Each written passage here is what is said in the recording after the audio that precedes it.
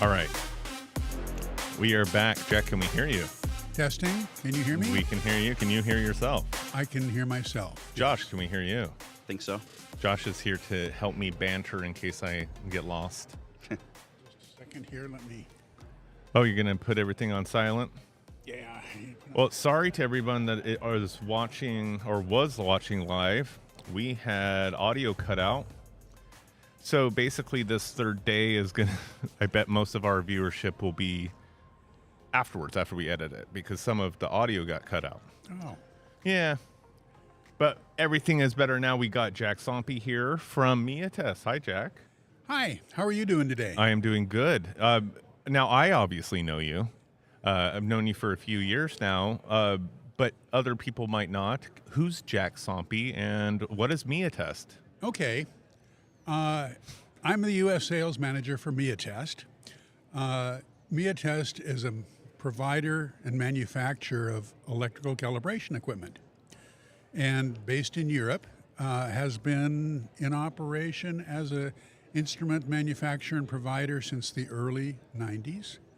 And I didn't even know that. Yeah. Oh.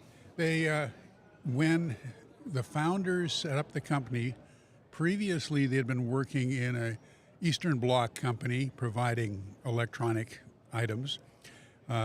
And when the wall came down, it gave them an opportunity to establish their own company. And so they established in the early 90s, 92-ish, the company Mia Test. Mia Test is a combination of measurement and test. And so that's been their focus. And they are have been doing so worldwide for many years.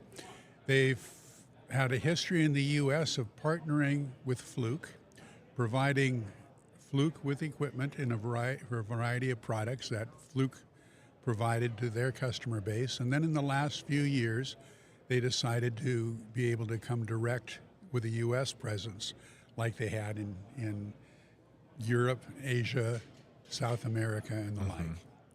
And myself, I've been in the test and measurement business since the late 70s, mid to late 70s. And so I spent a good number of years in Fluke. Started out as a designer in the calibration equipment area.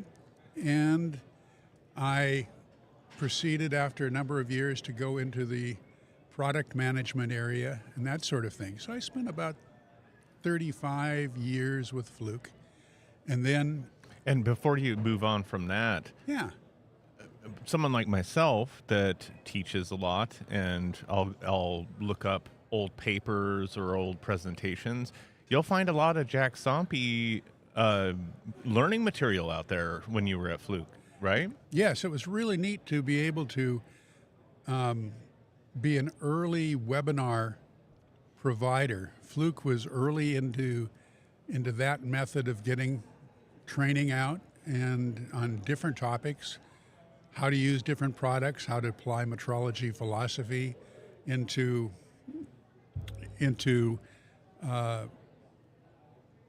their training scheme, talking about measurement uncertainties, how to make good measurements where you can have measurement difficulties and problems. And it was just very fun to do that. And I linked up into that through work with Fluke and also with the conferences like MSC and NCSL. You've been coming to the MSC and NCSL for a long time, right? That's right. I've been coming to the MSC. I think the first time was in the late 80s, mid to late 80s, probably 87, 88, that time frame. And then I moved into the more international area with Fluke and spent the next 10 or 15 years mostly with an international focus and working on an international basis with the different calibration marketplaces around the world. And then I returned back to doing basic work in the business group of Fluke Calibration, and that gave me again a focus back in the U.S. and domestically where I could have a stronger presence there. Not that I needed a presence, but being able to participate in that market. Yeah, I think one of the ones I share the most was from an MSC or NCSLI. Let's see. I'm putting Josh on the spot here. Do you know the Jack Sompe work that I teach all the time in relations to electronics? I'm not sure if I'm familiar with it. I mean, I may have read it and not With, realized. like 4-wire shorts and why you use that. Do you remember doing Yes. that one? Yeah, that's Yep. a really good one. And I still find 4-wire shorts and thermal EMF effects a very interesting topic. Yesterday, I gave some excerpts out of that presentation to an audience here at the Measurement Science Conference because it's very practical. And unless you see and experience that, you don't really realize that it can throw you a curve in the work that you're doing. Yes. And so it's very neat to see and understand right in front of your eyes the effects of it. So it is interesting, and it's Well, you are appreciated, Jack, in the work that you've done. Even in our circles, the sign calibration circles, you have touched them. thank you. Not inappropriately, though. Now, unfortunately, I do want to have you on the normal show that we do an hour and stuff like that. But unfortunately, we're just doing a small little focus session. Now, with MiaTest, this year, there's a few things that I want to talk to you about with MiaTest. And if you all didn't know, watching the school, we have demonstrations using MiaTest. MiaTest has been kind enough to send us demo units so that we can do demos for the school. So the 9000 series. Yes. That's what I'm excited about because it's perfect size for me in training. Do you want to talk about that briefly? Yes, we've got we have a new product that our model number is the 9000.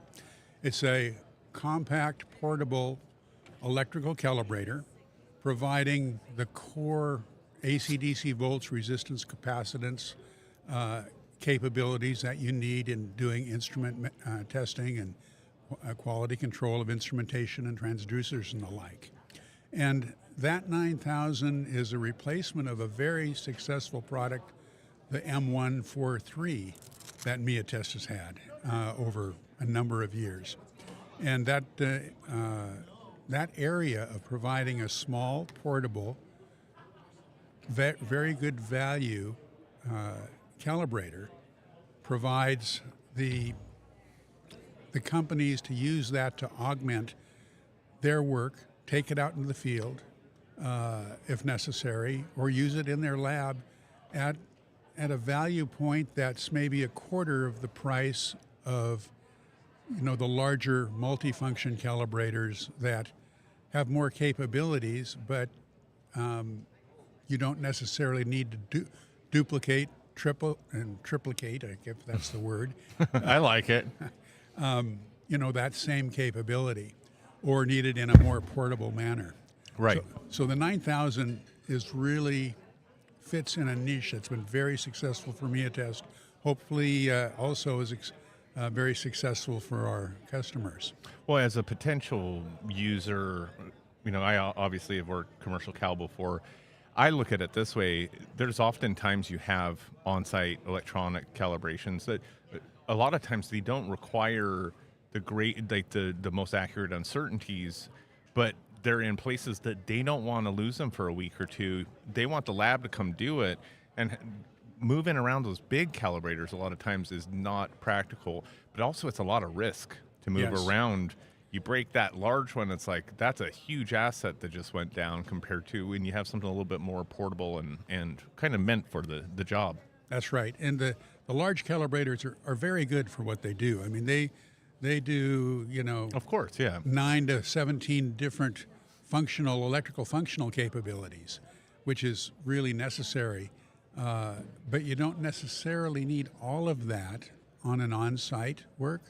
Right. You don't need all of that in a quick portable job out where you're doing a limited, very focused set of measurement instrumentation.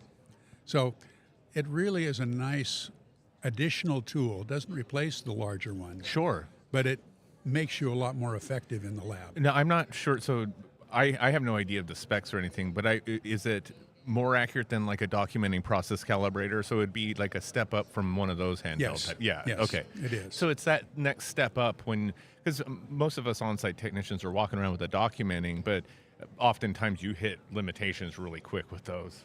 Right.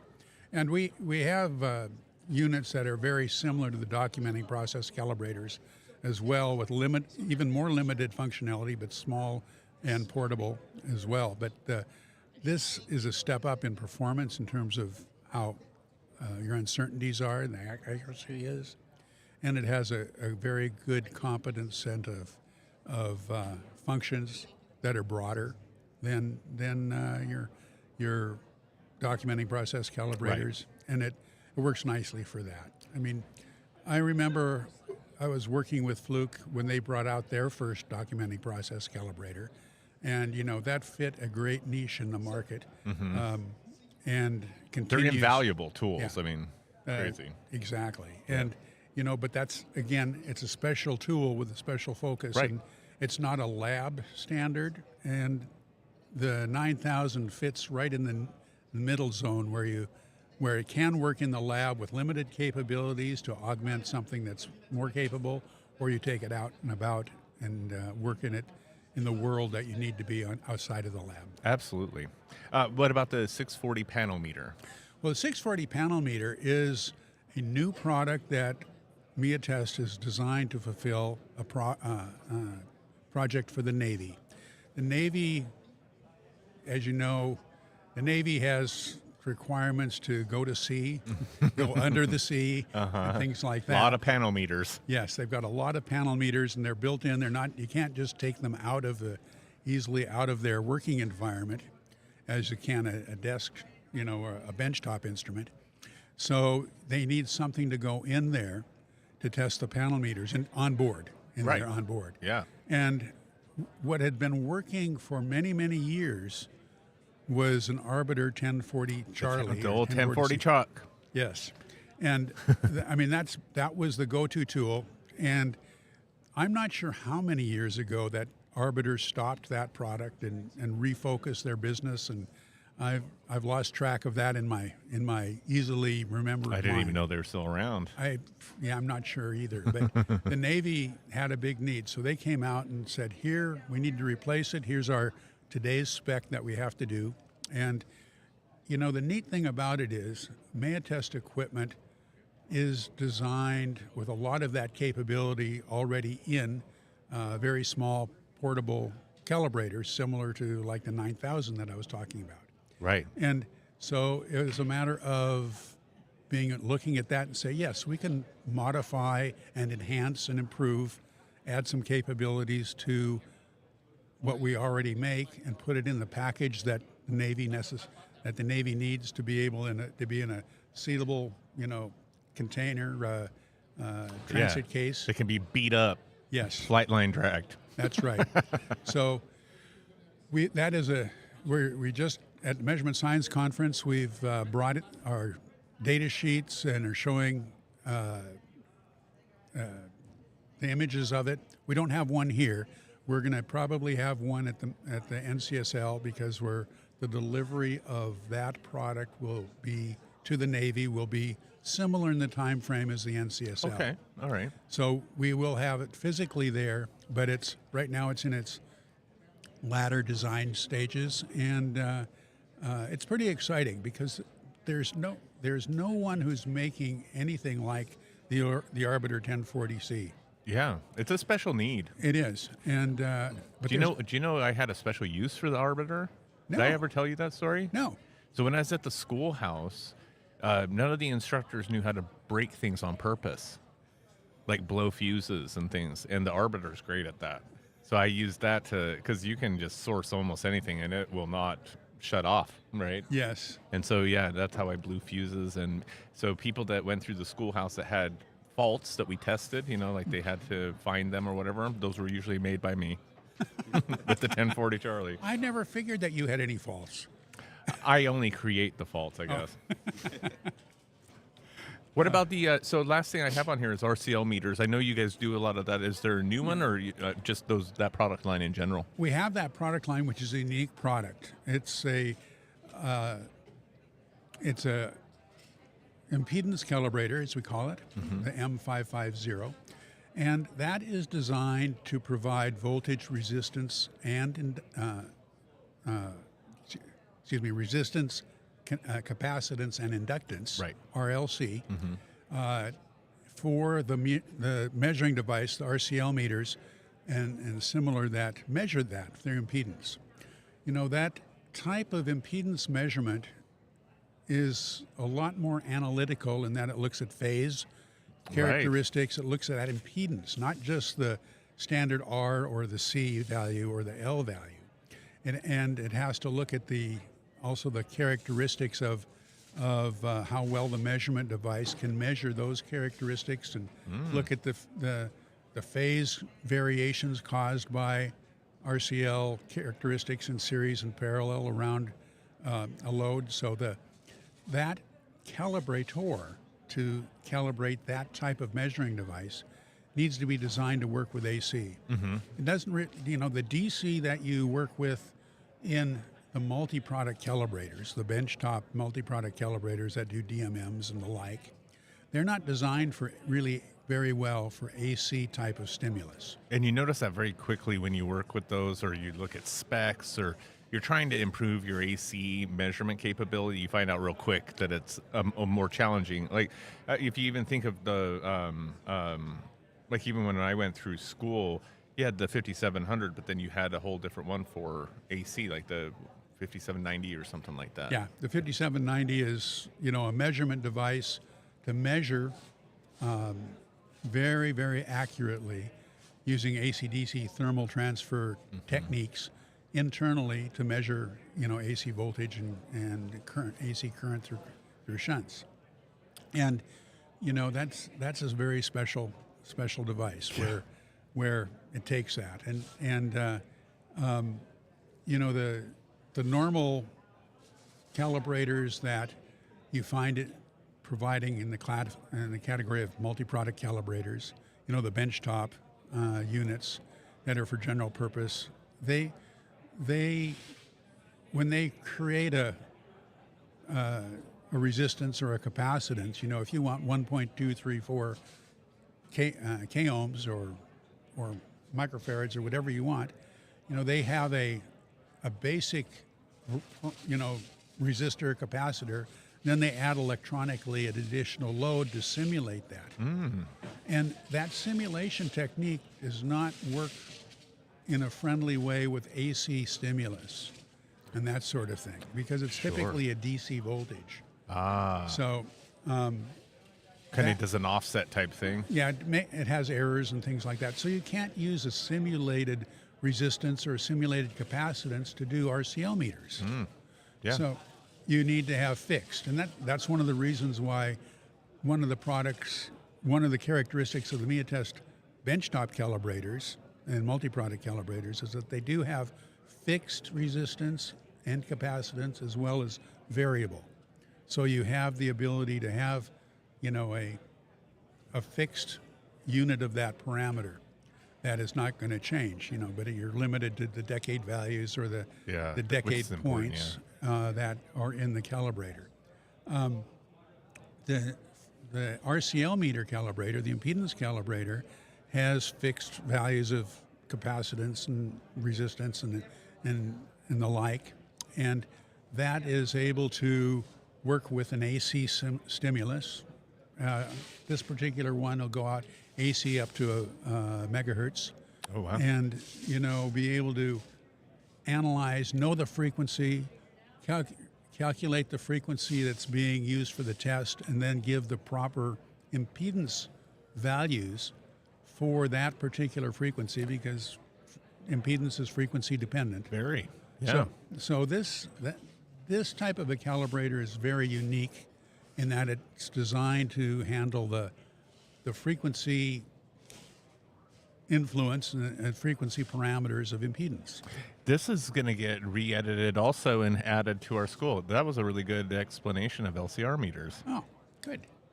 See, the teaching doesn't stop with you, Jack. It's something I really enjoy. One of the values that I've found in working with MSC and NCSL is the ability to be able to learn, Right. be both a giver and a receiver of learning, the information. So And we're making sure in our newest program, we have a new electronics program that's releasing that includes like the 5560 and the 9010 plus. I think Yep. I had a plus. yeah, yes, I believe. yeah, So as we're producing those things, we like to include talking about impedance and things where we used to focus that more in the RF and microwave, right? Because that's, I come from the military background where that's where we were introduced to it. But then as we are talking about here, there's a huge need for the LCR meters and the knowledge of that just in the AC/DC labs too now. right, Yeah, right. everything's getting so much, and a lot more usage of, like you said, simulated resistances out there. So it's good to know that will happen. So how do people get a hold of you guys? Do you want people to reach out to you on LinkedIn? Yeah, we're on LinkedIn. We have under MiaTest. MiaTest has a U.S.-based distribution company, distribution arm that handles all when you want to buy, purchase, repair, calibrate any of the MiaTest instruments. They're all, it's no secret how to do calibration. Right. And we provide the information that other labs can do it, so you don't have to just come to us. But you've got, for buying and selling and repairing, and you don't have to worry about any of the importing, exporting, because it's made in the Czech Republic. It's all handled through Orlando, Florida.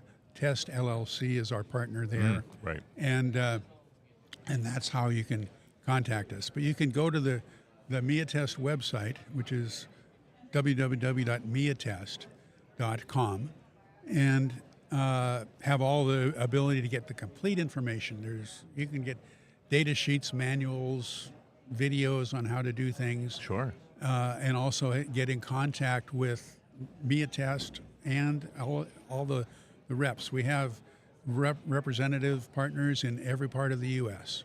So you don't just have to work in the distance. You've got people that are basically local that can provide you support and information. Yes, and if you want to train on one, you can reach out to Sign, because we oftentimes, if you do electronics with us, we travel with a MiaTest to train on. So That's one thing that I found really neat about Sign calibration is your focus and the values that you have in providing the teaching to the audience in the calibration and metrology area. appreciate that. It's really neat. And, I've, in my life with Fluke and the like, I've been also a teacher of some of the courses that Fluke has had, and that's really important. It is. And, so... And we're hurting out there. So Yeah, yep. So I know the information that you guys have is good and thorough and provides the core information needed. So sign calibration is a necessary, they're a necessary part. We talk about when you talk about metrology, that's like on a stool. It's a table of support that you can sit on or be on top of, but there's three important legs to the stool. There's the hardware that you use, right. there's the software that you use, and there's the brainware that Right. you take advantage of. And we talk about brainware exactly in the training that Sign Calibration School does, and similar to be you need to stand on training and have training done and available for your technicians and your engineers. You need to have the tools that they use, and then the software for automating in today's world. Oh yeah, absolutely. And any of those missing, that stool will topple over. That's right. That's right. Well, Jack, thanks so much for coming on. I am holding you two coming on the big show, Good. so I can have a whole hour and a half with you. Because I want to talk about because you've had a very long career, so I'd love to talk about it. But thanks for coming on today. Thanks very much for having me. And thanks to MiaTest for sponsoring. The coffee is fantastic. I have my coffee right here. So thanks again to MiaTest for sponsoring. It's a pleasure to be able to do that. It's neat to be able to come and be present in the U.S. over the last number of years now, rather than being a distant supporter that provides support through other groups and companies. Right. Yeah, absolutely. All right. Well, safe travels home. Thank you. I'm hoping all the listeners will hear from you soon, but at least we got to chat with you today. Good. All right. Thanks, Jack. Bye-bye.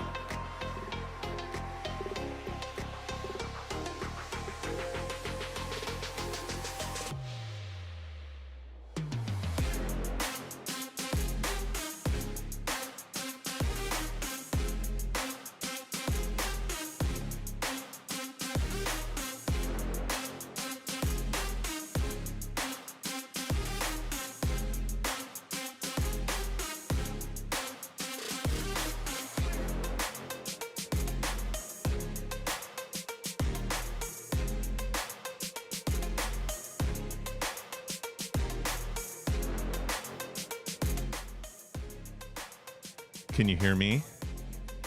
Well, let's turn you up. Now Can you hear me? we got you. Woo! Can you hear you? Can I hear? Yes. Well, that's probably the more important part because I hate not being able to hear myself in these things. Okay. Well, Dawn Cross, I we've can't had see you you, on though. we've had you on the podcast before. Yes. Welcome back. Thank you. Well, Glad to be back. This time we're having you on because not only because we like having you on, but you are an award winner this time. Yes, I am. Thank you. So congratulations on that. Do you mind talking about that? Because I know there's going to be quite a few people that aren't even familiar with the Woodington. What is it?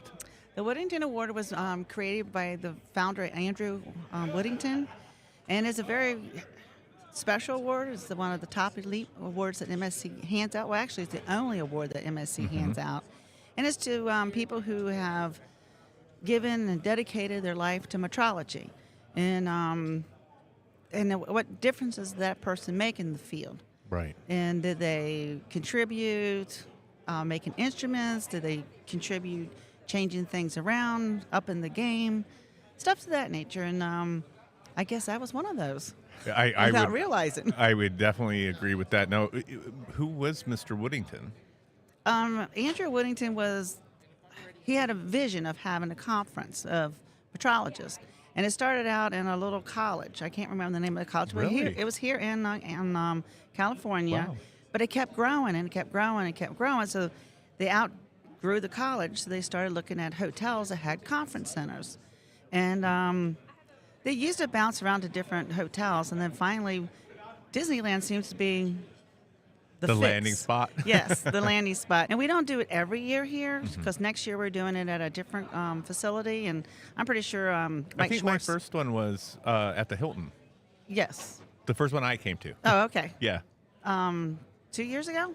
Yeah, 22? something like that. Yes. Oh, then maybe it wasn't the first one. Maybe it was the second one because I've been coming since 2020. But I remember No, one of my 2020 we were done with the COVID. That was 2020. It was my first year as president, and it shut down because of COVID in 2020. But 2021, we did were. I go to NC? I went to NCSLI in 2020 then. Yes. In Florida. See, I'm remembering. My memory is horrible. After this week, mine's gone. So 2021 maybe was my Yeah, it was first. 2021. We had it in the fall, and that was at, I think was it the Hyatt or the Hilton? I thought it was Hilton was the first one I went to. Okay, but and I then could we be came back to Disney. We've been here, and now we're going to a different facility next year. Sure. For the next 2 years, and then we're going to be back to Disney. Okay, great. Yeah, I always call it the metrology vacation, right? This is where you come to. Where else can you nerd out?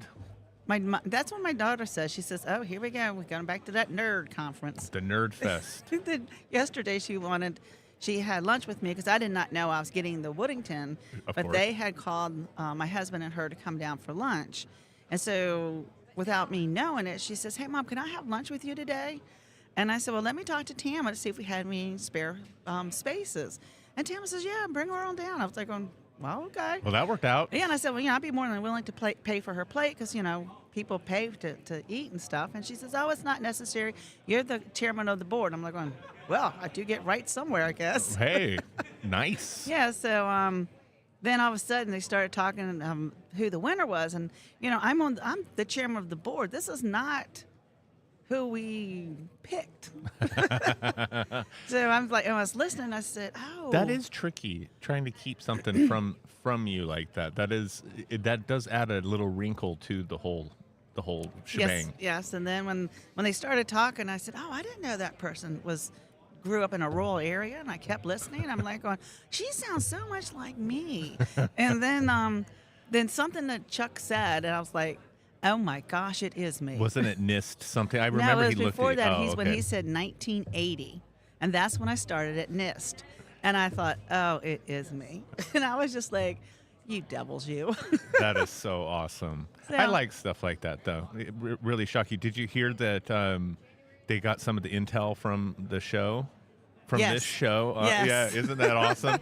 You're like, I knew I should never have done that podcast. Well, we also did, Galen wanted each of us to talk about ourselves, like a 5-minute thing when we do our bi-monthly meetings, monthly meetings.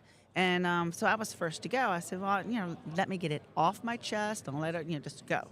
Because I tell my daughter, don't procrastinate. Just be the first. It's over. Mm-hmm. And so I noticed also, because I pulled it up on my computer last night, I said, oh, here's some information they got. Yeah. Because I was raised on a 200-acre farm back in Maryland. Nice. Yeah, so, right now we had squatters on the farm while I'm out here. My mom calls me. I said, I'm like 2,500 miles from you, Mom. I said, you know where the pistol is. You can go to my house. You can get my shotgun. She says, I never loaded one in my life. Oh, my. There's squatters right now? Uh-huh. Don't worry. What is with that as an issue in this country? Like, you hear about the squatter stuff, and it's like, most of the times it seems very obvious that they're doing something wrong. It's crazy. Yeah, so my brother came over, and he pulled up all their fence that they had put in and put up no trespassing signs. I said, well, I'm good to go. But, yeah, they're sneaking up on us. Well, now we got some sort of elephant creature here. Eeyore? We have to bring the mic to you. Hello, it's Eeyore, or it's actually bunny ears? It's bunny ears. Squeeze the... Are they bunny ears? Oh, Well, you're stuck. They're floppy. It's hard to do with the headset. Oh, I see. Ew. Yeah, those are Ew. weird. Ew, they're cool, not you. Oh, I mean, whoa. Thank you. Woo! For those of you who can't see, I have these 99-cent store bunny ears. They were given out around the pandemic time because no one could go out to do Easter celebrations. So they made it into the 99-cent store, and you squeeze one of the ends, and an ear pops up. My daughter had one of those. It's very believable that it's like Disney. Yes. And, it's around Easter right now, so I brought them out. Weren't we isn't Easter this weekend? This This Sunday. Sunday. Yeah, it's an odd one for us because we got our kids out here and everything. Yeah. So, Galen, you hop on the mic. We're almost over. Everything's almost done. That's the way I like it. Don took care of everything. Thank you, Don. Good job, Don. No, you did it all this time. It was your turn. It was my turn. And Yeah. guess who's next? So, how'd you feel about everything? Let's have a recap. So, all the tutorials went fantastic. I hear nothing but positive feedback from both the tutorials and the exhibitors, so I'm really excited about that. Would I like more participation? Of course. Of course. I mean, yeah. Yeah. But yeah, if you anyone who's out there listening or watching the video, if you are interested, next year, February, we're going to do it again. And It's a good time. February next year. Next year. Quick turn. Well, Mike Schwartz sorry. will be talking about that Mike too. will be. I don't want to steal his thunder. No, but we're in Oh, February. no. and Forget that, everyone. Yeah. For now. We didn't say a thing. Yes. But yeah, But this I one was good. agree that this was a good conference. We did. We were hit with the government not being able to travel. Yeah, a And, little geopolitical going on. you Like, know. we have COVID 2020, geopolitical stuff this year. I mean, these type of things, even when I started my company, it was 2019, right before the pandemic, and we were going to have a training location. You know what I mean? Like, that was a plan. And these things just get, Yep. the world and life happens, right? That's Yep. right. But we did have some We were able teachers to get come some NIST out. instructors out. And, So I some, was and really the Navy, appreciative. the people that are local, there were some that were able to Yep. get down. And Galen stuff pulled some strings and got some Navy people here. like, nice. Pulled a lot of strings. Yeah. And then the scholarships are this afternoon and at lunchtime. Lunchtime. Right? Yep. So- we have 4 scholarships to give out. I'm really excited. Oh, yeah. What are the scholarships? We give out anywhere up to $2,000 scholarship to students who are in the measurement sciences. Oh, yeah. So, like, we had Gabe on Yes. yesterday. Exactly. So there He's a was. scholarship winner. Oh, I thought there was only one. So there's 3 others. There's 3 others. Oh, We that's gave great. out 4 this year, and we had companies that sponsored scholarships, and some companies have little stipulations like veteran or military, former veterans, because we're very patriotic and we want Sure, to support yeah. the country. So it's great. MSC is all about education, all about training, education, scholarships. We want the students, we want the future leaders of calibration coming here. And so we set them up, give them that baseline understanding of what's going on, go meet the current leaders within the calibration industry, meet the exhibitors, who's who Right. around here. Yeah, Ginger was on talking about a very similar thing. She was saying, like, people coming out of the military that have our skills, like, we want to have a net to catch them, right? Because Yes. obviously I'm with sign. I'm all about training up the public and the civilian sector, but you cannot deny that we have people that are very well trained and ready to, have a good foundation, ready to kind of insert right into the civilian community that can help a lot of labs where you don't have that massive up training, right? So Yeah. how do we get them more aware, right? So that's definitely something I share a focus in, is how do we get more attention to these things, you know? Yeah, there's like no real trade school out there for calibration techs. There's no engineering really courses for calibration engineering. Well, there is one in the East Coast. It's called Butler College in, in Pennsylvania. Pennsylvania. And the bad thing is NIST is really suffering to get younger people to come in to take over positions. When I left, I was replaced by a person that was 20 years older than me. Wow, Yeah, really? and I retired at 59. So hello, where's the younger staff? So we did reach out to Butler, and none of them were interested in coming into the government, into my position or into the any place there at NIST. We just couldn't get them to get interested. I don't know what they're taking the tech schools, so the tech courses, so I don't understand why they didn't want to grab a hold when we said, hey, we would like to we have all these positions opening. Would y'all like to come and and see it? So this has been a common topic over the last couple days on this show with different guests, and some of the things that just jointly we're all coming up with is, I think we can safely say as a industry, we don't have a PR problem. We have no PR. Like no one knows, right? Yeah. And we were just talking about your daughter. I have kids. When we think of parents and people going to school, to college or whatever, you can't help but somewhat be involved and say like, well, make sure it's a good, that you're going to be able to use it afterwards. Like the weird, strange, unique, or very specific history majors. Like, what a job are you going to get? You know what I mean? Right. And so we're in one of those unique positions that our job is a good job and has good opportunities, but a parent isn't going to say, hey, you should go be a metrologist, because they don't even know what that word means. Yes. In some spell check things, they underline metrology. I know. Yes, for sure. Like, how does that happen? I was doing a talk, and I kept underlining it, and I'm like, it's a word. I'm We one are of a them. thing. We are real. Yeah, because my daughter, she loved to come to NIST. You take your child to work day. She wasn't one of the students. She was one helping the students. She loved it, and because she would go to work with me, and she'd be in the lab with me, and she said she would hand out the safety glasses. She was a little bit safety person, and the biggest thing she liked to do was the sublimation of dry ice. Oh, yeah. And we did it with Dawn dish soap, and we put food coloring in it, and it was just really fun. She enjoyed doing that. That was her thing. But now to get her to be interested, no. Oh. I had one bad experience where I brought my oldest daughter to, come to work day. And it was one of those days that, like, we had nothing in. And so she, like, to her, calibration is the most boring thing you could possibly do on the planet. What do you mean by nothing in?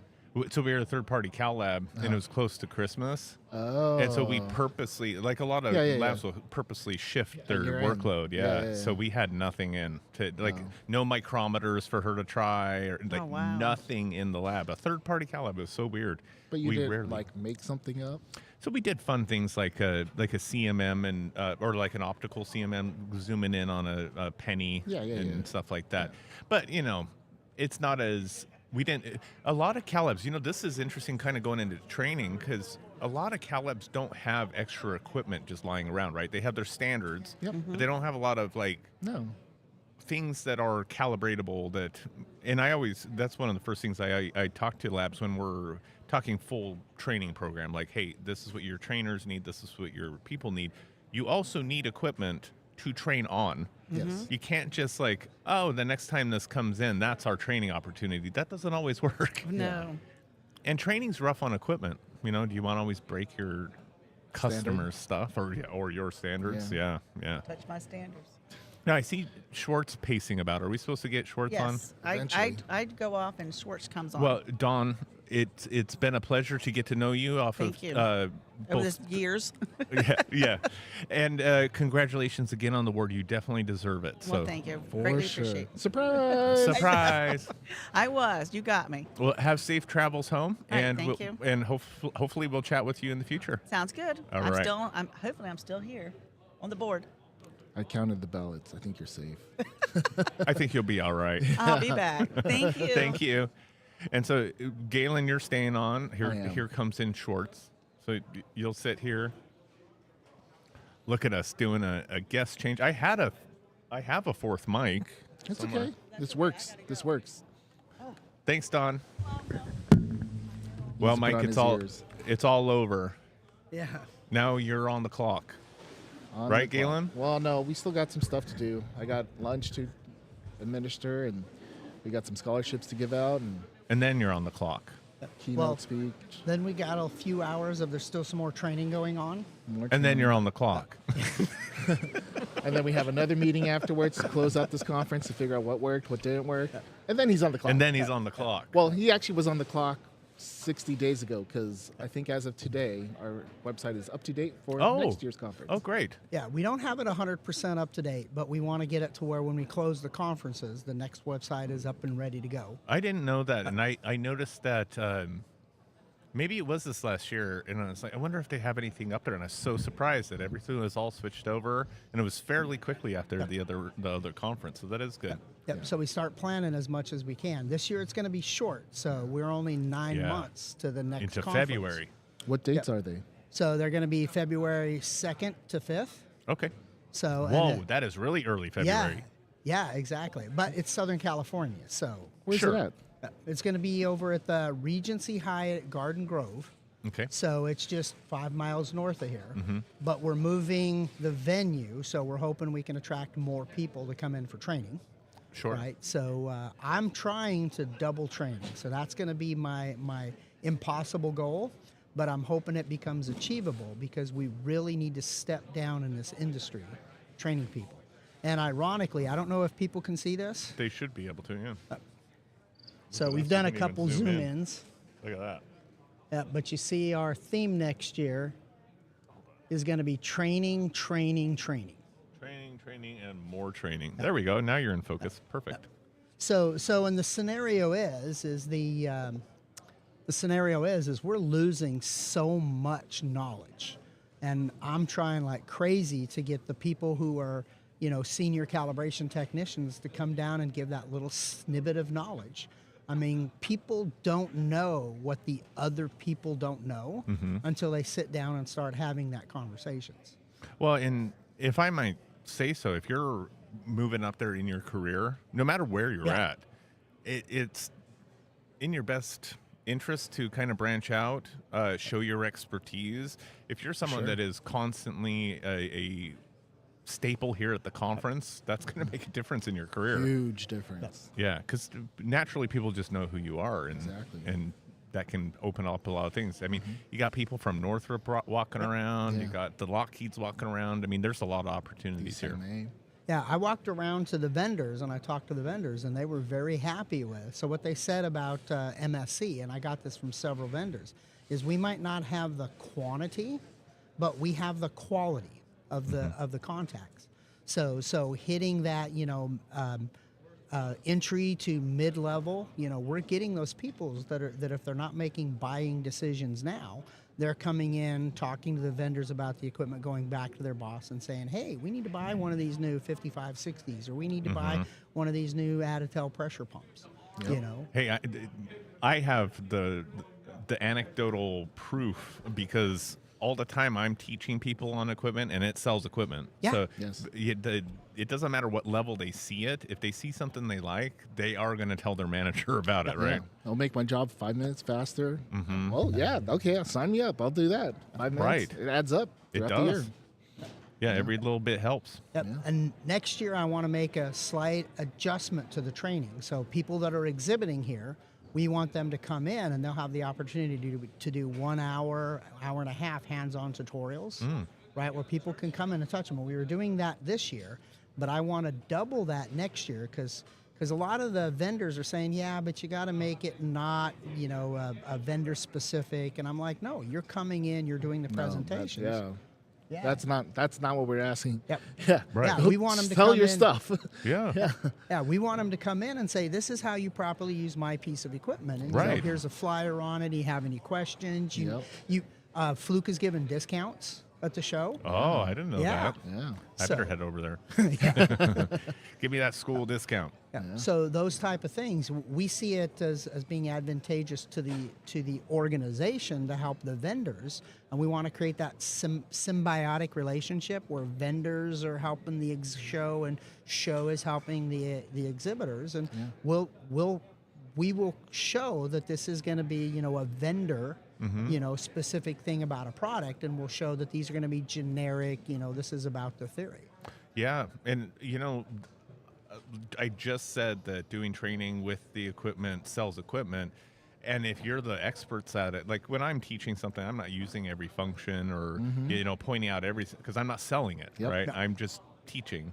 So that's a good opportunity for the vendors and for the sponsors and all that. Yep. Yeah. And just a point of clarification, Fluke is giving out a conference discount, not just for schools. Oh. So if you attend the conference in the next couple weeks, you're given, I believe, a 10% discount on their product.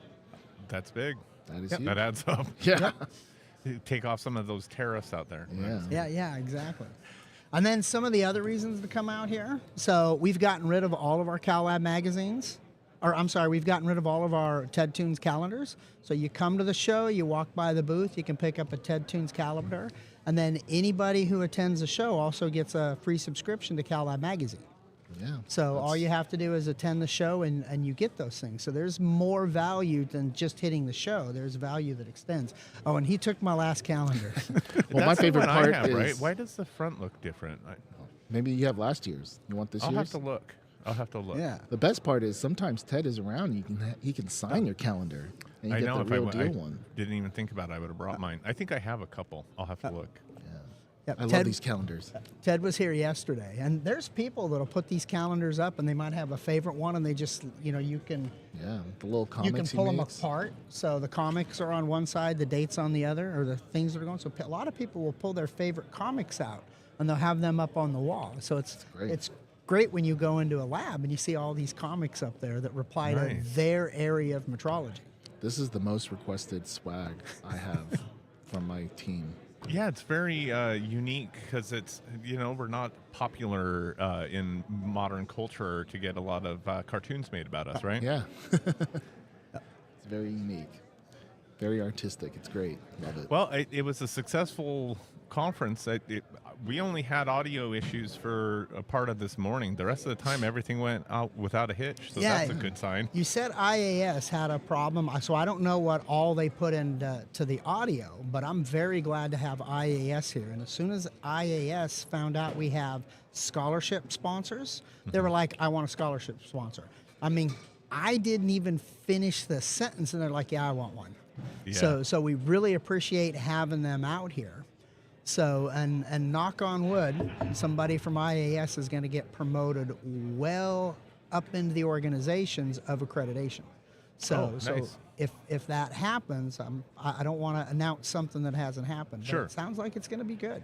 Yeah, and if we did have audio issues with IAS, they did say that we'll be able to get someone on the normal show. Okay. So Oh, that we fun. can, because I haven't had anyone on from an actual accreditation body, and obviously we have a relationship with IAS a little bit. So apologies to them if that happened, but yeah, definitely IAS is a great place to go, especially if you have international needs and customers that are an international accreditation body. So, Mike, who are our sponsors this year? So we've got Fluke coming in as the gold sponsor. Then we've got Miatest. They come in as a coffee sponsor. So they come in, and that's what really makes it easy for people to come into the show, is having that gold sponsorship and having that coffee sponsorship, because now we don't have to come out of the pockets of Measurement Science as much for the coffee and things on the floor that we still have to pay for, even if you came in free. Right. And then IndieSoft, they always come in and they want the lanyards. They've already told me they want lanyards next year. and then IAS coming in as a sponsorship for. Why do they want the lanyards? They just think that's the thing people keep the most. Probably is true. Yeah, I keep well- mine. I have all of mine from the ones I've gone to, I think. Yeah, I started a collection, and then the things that'll happen is, I got a stitch on here, Yep. but as soon as they saw the thing, so Mox came in and put one That's of a theirs. good idea. Next year, I'm going to bring some pins. Yep. Yeah, have you seen Sita's set of swag? Every year she buys a new pin. No, that's a good idea. Okay. Well, These I mean, I lanyards are had great. I had my challenge coins this year. Those were pretty popular. Nice. Oh, okay. So what Did do you have? get one? I didn't get one. Yeah. Challenge coin. So Yes. these lanyards are great because you wear them all year long with your badge at work, and then you come to the conference, and it's time to get a fresh new one. That way it's not as stinky. See, I'm from I not anymore, obviously, but I used to run marathons, and you keep your things. So that's kind of what I feel like. Oh, this the is medals? like your little medal. Yeah. Yeah. I got a And I little don't too know many if these are medals. the breakaway ones. They are. Oh, yeah, they In are. the back. Oh, okay. They'll break away in the back. the So back, yeah. yeah. So if something grabs it, they come off. So these things are good for safety. So some people they won't get the breakaways in the back. Sure. So we make sure we get some nice We quality got, ones. yeah, but, we're thinking safety, we're thinking training. That's what MSC is all about, right? That's right. So tell me about these challenge coins. What do these things do? I don't understand. So are you? Well, what's you're I'm not, not ex-military. you want to explain challenge? Yeah, coins? so I'm going to explain to it. So what's going to happen tonight is we're going to be at the bar. I'm going to pop out a challenge coin. You're not going to have one, so you're buying me drinks. Well, I'm buying you drinks anyways. Did you not get one, Galen? I thought I gave you one. No. So, but you have to have a challenge coin. I have a quarter. Does a quarter count? Nope. No. How about a penny? So in the military, you get them from usually special figures. Like I got one from like the sergeant major of the Marine Corps. I got to meet him, and I got one of his. So if you're out drinking with your buddies and you put down challenge coins, like a sergeant major of the Marine Corps, that's going to win a lot of challenges. Whereas other ones, if you have your commanding officer or something like that, and the rest only have something lower, then they have to buy the drinks, that type of thing. So if you get one from a general, does that win? That all- would be pretty high. But like I said, I have the Sergeant Major of the Marine Corps, so that's going to be one of the two rarest in the Marine Corps. Yep. And you get them for doing something worthwhile, right? So you do something, Yeah, like a above your reward. general. It's not like they just pass them out. Got it. So I remember one time when I got one, I was called into the base commander's office, right? And my boss is like, Schwartz, what did you do now? Yeah, and if you hear Schwartz's stories, that's about the right response. Yeah. What did you do this time? So when we go in there and he gives me a challenge coin, and he gave it to me because I was the first NCO that he didn't have to come out and tell them how to set up concertina wire. Right? Nice. Okay. I had never set up concertina wire in my military career, but what does a good leader do? Who did this yesterday? Right? Okay, I'm going to have you break it up into two teams, blah, blah, blah. So when the sergeant major came out, he's like, where are my people? And I'm like, they're off setting up concertina wire. Nice. He's like, what? So I was the first NCO getting deployed into Bosnia that was doing that duty that he didn't have to come out and explain to him how to do everything. Gotcha. And you got it. So- Yeah. Like I said, mine was, I think I was in the top 10% of graduates in recruiter school or something like that, and that's why I got the Sergeant Major Marine Corps one. He came out for our graduation or something like that, and I was an honor grad. So is this one worth more than? That trumps all of them. I want to make sure. That wins all. Sign Cal School, the best one. The best one, out. Yeah. Hey, I mean, it's from an official maker of those. That's our first attempt, though, and I was really happy with the results. No, Yeah, it's yeah, great. they look Love it. great. Yeah. Yeah. You never know, right? You know, when you're getting a proof or whatever. Yeah. So what else? So we're at the end. What are our final parting words, Mike?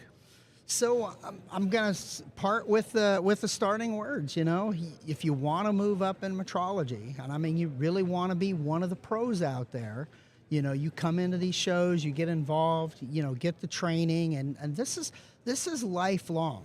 If anybody in metrology tells me they know everything, I'm like, Yeah, that's an easy laugh at them. You just can't. And even if you walk into one of these, classrooms, because you're doing a lot of things. So we'll do this is, we got a million things going on. So we'll pop into one of the classrooms and we'll sit down for, 10 minutes and we'll be like, wow, I didn't know that.